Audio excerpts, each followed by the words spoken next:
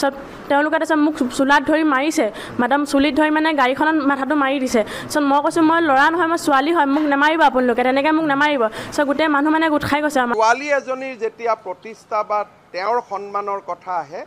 তেতিয়া আমি মনত একো ভাৱ ৰাখিব নালাগে এনেকুৱা ঘটনাত যদি কোনোবাই ক'লেহেঁতেন মুখ্যমন্ত্ৰীজনৰ আঁঠুকাঢ়ি দিয়ক তো ময়ো আঁঠুকাঢ়ি দিলোঁ কাৰণ অসমীয়া ছোৱালী হওক মাৰোৱাৰী ছোৱালী হওক বিহাৰী ছোৱালী হওক বঙালী ছোৱালী হওক ছোৱালীৰ সন্মানতকৈ আমি কোনো ডাঙৰ নহয় গতিকে কাৰণে আহিছিলোঁ তাৰপিছত মানে যোনজন মানে যেতিয়া মই গাড়ীত বহি আছোঁ ন ড্ৰাইভাৰজন আছিলে তেওঁৰ লগত মানে সদায় অহা যোৱা কৰোঁ আজি 2-3 বছৰৰ পৰা তেওঁৰ লগতে অহা যোৱা কৰি আছোঁ সদায় তাৰপিছত গাড়ীখনত বহি আছিলোঁ তাৰপিছত বহি থকা সময়ত তেওঁ মানে ফোন এটা আহিলে তেওঁৰ ফোনটো কিবা বেয়া হৈ আছিলে কাৰণে ফোন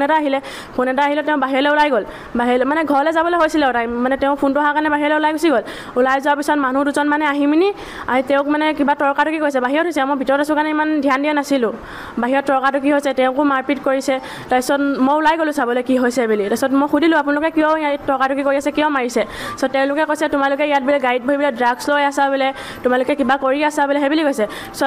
তেনেকুৱাত মই কৈছোঁ আমি একো ড্ৰাগছ লোৱা নাই আমি একো নিচাযুক্ত বস্তু সেৱন কৰা নাই চ' তেওঁ কৈছে নহয় বোলে নহয় তোমালোকে ইয়াত বোলে গাড়ী পাৰ্কিং কৰি বোলে ইয়াত কিবা কৰি আছা বোলে তেনেকৈ কৈছে চ' তেওঁলোকে তাৰপিছত মোক চুলাত ধৰি মাৰিছে মাডাম চুলিত ধৰি মানে গাড়ীখনত মাথাটো মাৰি দিছে চ' মই কৈছোঁ মই ল'ৰা নহয় মই ছোৱালী হয় মোক নামাৰিব আপোনালোকে তেনেকৈ মোক নামাৰিব চ' গোটেই মানুহ মানে গোট খাই গৈছে মানুহখিনিও কৈছে যে ছোৱালীজনীক আপোনালোকে ইমান জলদি হাত নুতুলিব 3-4জন মানুহে আকৌ চুলাত ধৰি গোটেই মানে গোটাম চুটাম ফালি চুলিত ধৰি মানে গাড়ীত মাথাটো মাৰি দিছে আৰু বহুত টাইম মাৰিছে আৰু তাৰপিছত যোনজন ড্ৰাইভাৰ আছিলে তেওঁ মানে এৰুৱাবলৈ চেষ্টা কৰিছিলে তেওঁক ধৰি মানে তাৰ মানে ছাইডত এটা ঘৰ আছে না ঘৰটো ভিতৰলৈ একদম টানি লৈ গৈছে আৰু মই খেলুৱৈ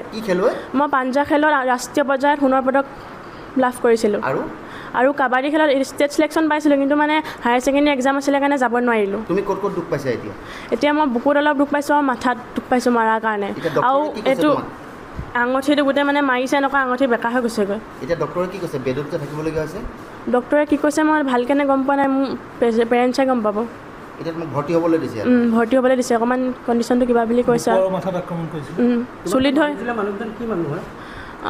মেবি মাৰোৱাৰী মানে কিবা এটা টাইপৰ আমাৰ চিডিউল কাষ্ট টাইপৰ নহয় মানে ইমান ভালকৈ চিনি নাপালোঁ অসমীয়া মানুহ নহয় চাগে আৰু মানে আমাৰ অসমীয়া মানুহ ইমান বেয়াকৈ নামাৰে কোনো ছোৱালীক তেওঁলোকৰ মানে ছোৱালীৰ প্ৰতি কোনো ৰেচপেক্টে নাই সেইকাৰণে মানে ছোৱালী এজনীক মাৰিবলৈ ইমান সাহস কৰিছে যদি শিৱসাগৰৰ অসমীয়া সমাজখনে মাৰোৱাৰী সমাজৰ ছোৱালী এজনীৰ লগতো যেতিয়া দুৰ্ঘটনা হৈছিল তেওঁলোকৰ লগতো অসমীয়া সমাজখন থিয় দিছিলে গতিকে এইটো প্ৰতিষ্ঠাৰ যুদ্ধ নহয় ছোৱালী এগৰাকীৰ প্ৰতি হোৱা অন্যায়ৰ বিৰুদ্ধে হোৱা ক্ষোভক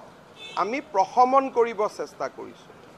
গতিকে এই বিষয়টোক আপোনালোকে যদি আঁঠু কাঢ়িলে আঁঠু কাৰ ওচৰত কাঢ়িছে ৰাইজৰ ওচৰত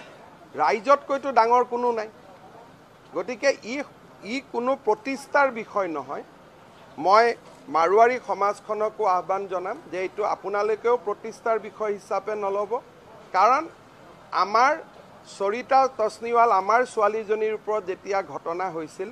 শিৱসাগৰৰ একেবোৰ দল সংগঠন তেওঁলোকৰ লগতো থিয় দিছিল আৰু যোৱাকালি গোটেইকেইটা দল সংগঠনে কৈছে যে আজিৰ পৰা আমাৰ একো নাই আমি যেনেকৈ আছিলোঁ আমি তেনেকৈ হৈ গ'লোঁ